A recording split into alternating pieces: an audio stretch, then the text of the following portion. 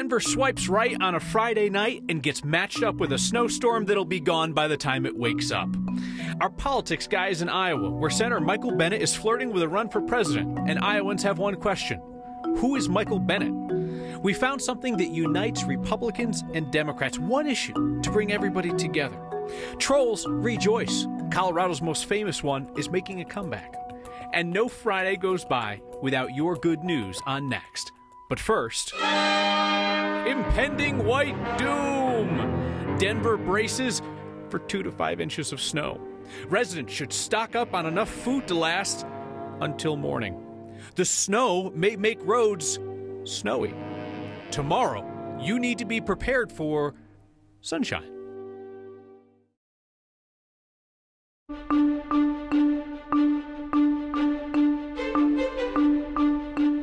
Here we go again, another round of cold and snow, and while beautiful, like our live look at Boulder tonight, this not so much. Tough driving overnight tonight and early tomorrow morning, but it is a fast-moving storm. That low over Southern California yesterday dropped snow down to about 1,500 feet just outside of Malibu in the Santa Monica Mountains. It's headed for southern Colorado and then will eject into the Midwest, where a raging blizzard will create whiteout conditions and difficult travel late tonight and tomorrow. High temperatures today, far cry from what we normally see this time of year. A host of winter weather and travel advisories out, but it is a fast storm, as I mentioned. It's going to pack a punch. We'll get about 2 to 5 inches of snow between 6 p.m. and about midnight, and then the storm starts to wind down a little bit with drier air coming in from north to south. Heavier snow bands shifting east between 2 and 3 o'clock in the morning. The winds pick up, and that's when we have dangerous travel out around Yuma, Ray, and Burlington. But tomorrow, you wake up to sunshine and a much improved day. We have winter weather and travel advisories out tonight. They'll all cancel out, and tomorrow in the high country, what a great day to get into some of that fresh powder. Tonight, not so fun driving in the snow. 2 to 5 inches with a winter weather advisory that will cancel out at 8 a.m. Sunshine and 40s both Saturday and for Sunday, and then 50s moving in for the first part of next week. So a wonderful weather pattern. Almost looks like, well, February's going out like a lamb. Thank you, Kathy. A perfect example today of people who need a reminder. That's not how you Colorado. You do not turn around and drive against the flow of traffic when it is stopped in the snow. 2 drivers there, real rocket surgeons both, decided that this was an appropriate driving maneuver today. State Patrol in Golden tweeted the photo and reminded drivers that turning around in traffic obviously creates a hazard, and it also slows down their emergency response. Our politics guy, Marshall Zellinger, is in Iowa this week because 2 Coloradans who might run for president are also there. Maybe running. Last night, a Next viewer named Joe said that our cheesy campaign trail animation reminded her of the old Oregon Trail computer game. Well, look what you've made us do now, Joe. So let's see where they are on the trail today. Marshall is with Senator Bennet. They have reached Johnston. Would you like to stop and campaign? Why, yes. And through the magic of television, our Marshall Zellinger joins us. Senator Bennet is not an announced candidate for president at this point, Marshall, but he told you expect a real decision within weeks. He's not going to let this linger for months. No, but who would be someone like that? Oh, that's tomorrow when we meet up with former Colorado Governor John Hickenlooper. You know, we're in a tavern that was at one point packed with people, actually, hanging on just about every word of Colorado's senator for the nearly 1 hour he was here. At the same time, through this barn door, I've been told we really can't look through it, but on the other side, there is a bar full of people, and I can hear them, that was still going on when Bennet was over here, that they didn't either know or care that a Colorado senator was here visiting the Midwest. There's something unusual in Iowa. It's not the 4-foot snowdrifts or the Colorado-esque sunset. How old are you? About 7? Kind of shy. It's this guy. What is Colorado Senator Michael Bennet doing in Iowa? Visiting schools. What else would I be doing? Why are you in Iowa? I'm in Iowa because I'm thinking about running for president. That admission at least justifies our trip and why we're following the senator to different Iowa locations, including the one with a familiar name for the former Denver Public Schools superintendent. There's no question that I am less well known in here than I am at Thomas Jefferson High School in Denver, but I'm also not known there. No, I had no idea who he was. Josie Mitz RSVP'd for a house party to meet Bennett even before she knew he recently went viral. I think that I had heard that something had happened, but Twitter refreshes really fast, and I'm going to be honest, that's how I get my news. So if it's not happening within the 30 seconds I check Twitter, sometimes I miss things. When the senator from Texas shut this government down in 2013, my state was flooded. It was underwater. People were killed. It was that moment, queued up but never played, Have something to eat.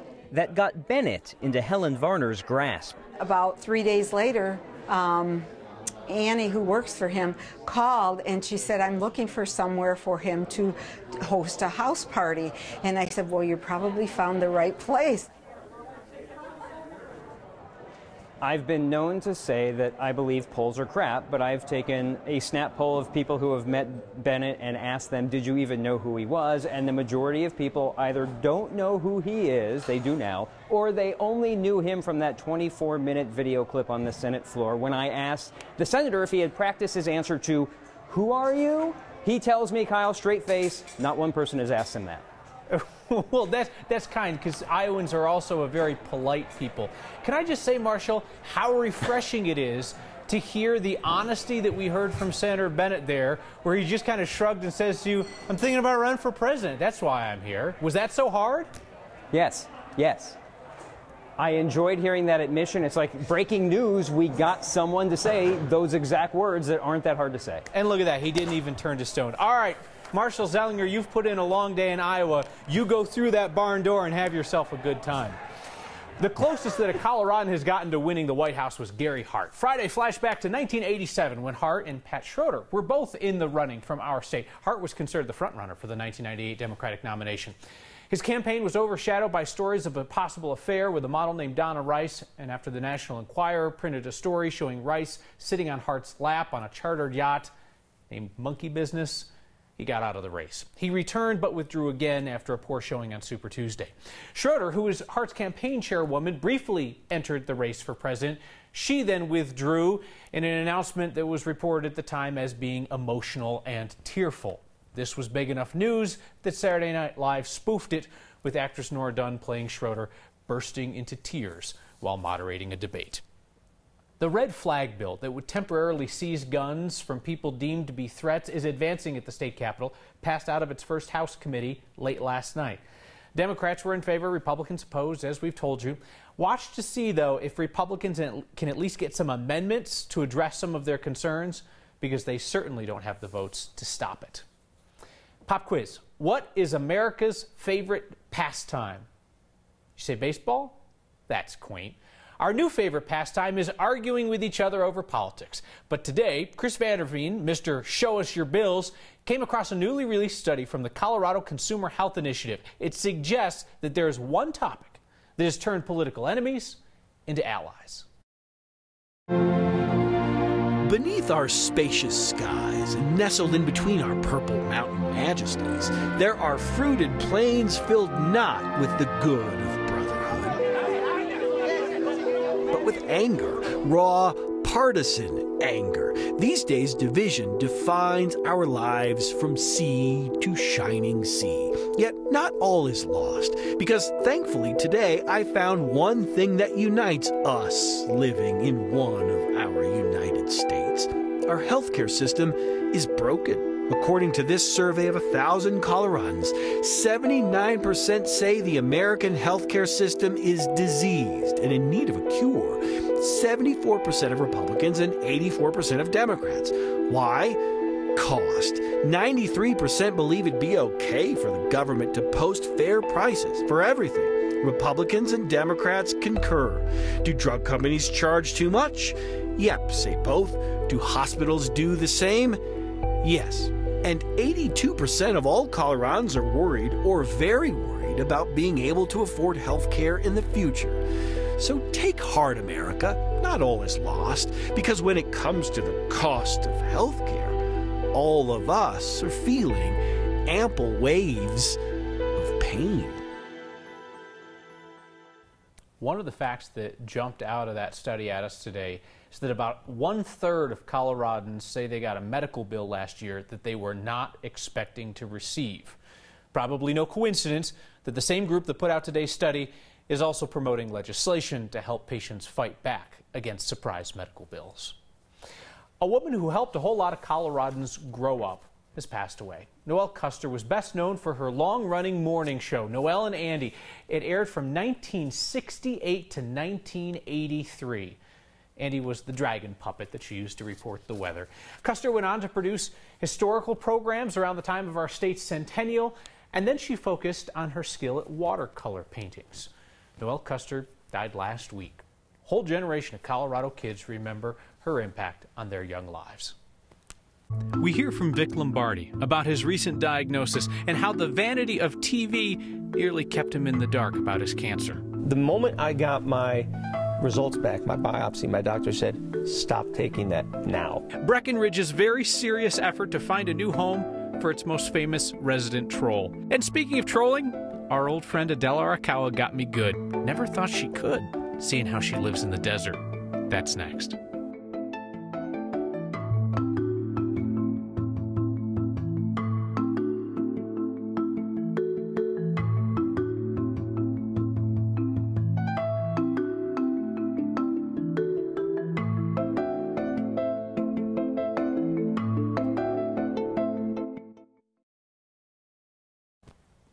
So up to Breckenridge, where Isaac Hartstone's officially coming back to town. They announced today they've reached an agreement with the artist to reinstall the 15-foot troll that drew so much foot traffic that neighbors wanted it gone. Isaac's been sitting in storage in pieces for months now. He's going to be rebuilt in mid-May in a new location.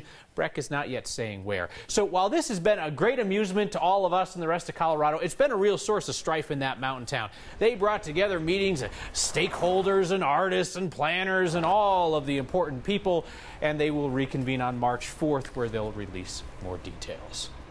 Vic Lombardi, the longtime sports broadcaster, is preparing for surgery in his fight against prostate cancer. He came by today for a conversation with our Tom Green. Vic has been vocal, telling guys to get their PSA levels checked. Vic explained why the test nearly did not detect his issue. Prostate cancer can be hard to find, but there are other reasons that it may not be as easily diagnosed. We're in the television business, right? We're about as vain as it gets, correct? It can happen. It's all about our hair, right? Well, years ago, you know, I said, I looked at my hair one day and I said, I want to make sure this head of hair remains intact. So I did what a lot of young men do. I started taking, it's called finasteride, minoxidil. It's little pill form, just not to add hair, but to maintain the hair you already have, to maintain the thickness of the hair. I didn't want to lose this thickness of hair. This mane. Well, as luck would have it, bad fortune would have it, the one pill, the one medicine you take that can mask PSA levels is finasteride. So my PSA levels, when they came back and they said, well, it doesn't look that bad, it's a 4.5. It's actually double that. Really? Yes. So the moment I got my results back, my biopsy, my doctor said, stop taking that now. So I stopped taking it, and now my PSA levels have steadily risen to what they normally should be. The true level exactly is now right. showing. And so, these are products under brand names like Propecia. Yes, and you know, and you don't think anything of it. You're taking these things because it's helping you, you know, with your look, whatever it may be. But it can silently mask some things that are way more important. So you certainly, not necessarily stop taking it, but certainly let your doctor know that you are, if you are in fact looking for an accurate test. Exactly right. If you're getting a blood test, let them know exactly what you're taking and the effect it may have on this PSA level. Very important warning for guys. You can see Tom Green's full conversation with Vic Lombardi, some very candid talk, on the next YouTube channel. This passes as a snowstorm in the desert, and our old friend Adele wanted to make sure we saw it. It's almost time for the best way to end the week. I'm just happy, man. I'm excited about it all. With your good news. My good news is that I'm here and I'm ready to go.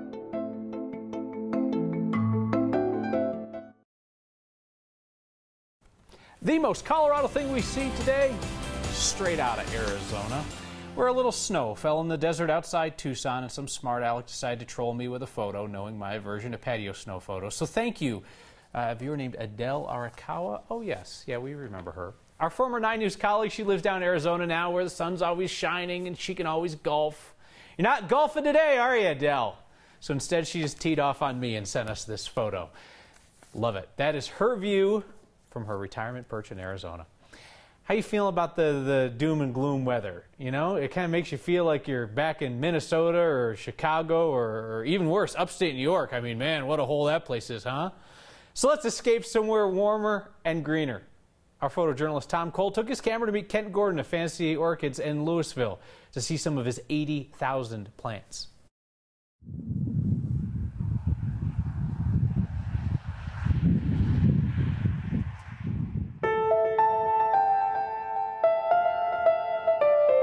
It's been gloomy for 6 or 8 weeks now, or just colder than normal for people in Colorado.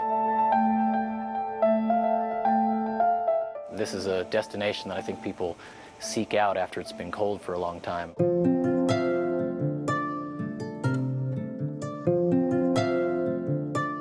My dad started the business. This is actually our 31st year this year. 10,000 square feet of orchids is what we are. It's very peaceful. A lot of people just like to come in and take in the atmosphere.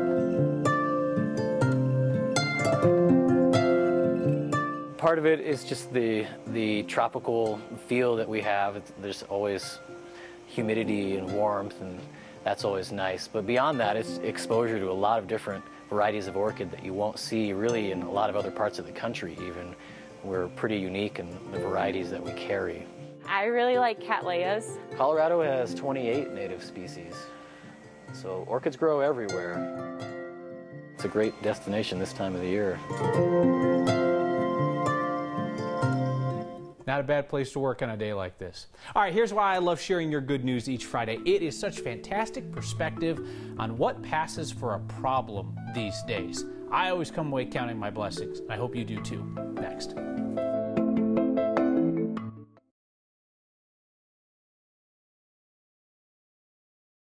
We celebrate your good news this week, remembering a brighter time in our lives yesterday. We went out yesterday to ask about your good news. It's why you'll see the sun. Beautiful day in the city. It's a great day. The sun is shining. It's beautiful. And yeah, I have a baby on the way, so my baby's due next week. My good news is that I'm here. I'm ready to go.